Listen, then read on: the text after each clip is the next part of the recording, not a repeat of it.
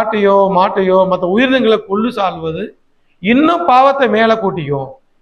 நான் ஏற்கனவே சொன்ன மாதிரி இந்த உலகத்துல நீ எதை செஞ்சியோ அது நமக்கு திரும்ப பல மடங்கா வரும். அப்ப நம்முடைய வாயு ருசிக்காக ஒரு ஆடையோ ஒரு மாட்டையோ ஒரு கோழியோ நம்ம கொன்னா நாமும் கொல்லப்படுவோம். இதுதான் விதி, லோ ஆஃப் த நேச்சர், இது இயற்கையினுடைய சட்டம். இந்த உலகத்துல நீ எதை செய்தாலும் அது உனக்கு பல மடங்கா கிடைக்கும். நம்முடைய இன்பத்துக்காக நாம உயிர்களை ஏமாத்தினா பல முறை ஏமாற்றப்படுவோம்.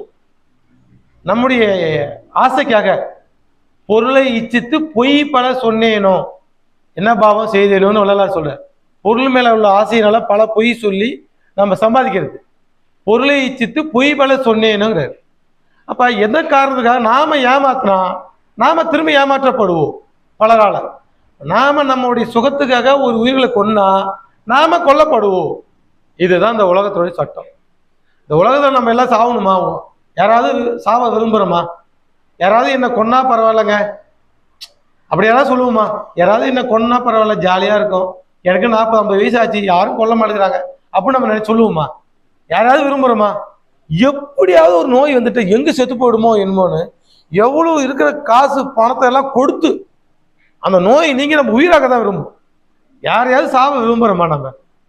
நாமளும் விரும்புறதில்ல, நம்ம வீட்டில் இருக்கிறவங்களும் விரும்புறதில்ல. ஏதாவது கேன்சர் எல்லாம் வந்துச்சுனாக்க எத்தனை லட்சம் ஆனாலும் பரவாயில்ல, அது நகை இத்தனை வருஷம் சேர்த்து வச்ச சொத்துலாம் வித்தாவது நம்ம வாழணும்னு தான் விரும்புகிறோம். அப்போ நம்ம வாழணும்னு இந்த உலகத்துலனா எந்த உயிரையும் கொல்லக்கூடாது. எந்த உயிர்களாவது நம்ம கொன்றால் நாம் கொல்லப்படுவோம். எப்படி கொல்லப்படுவோம்?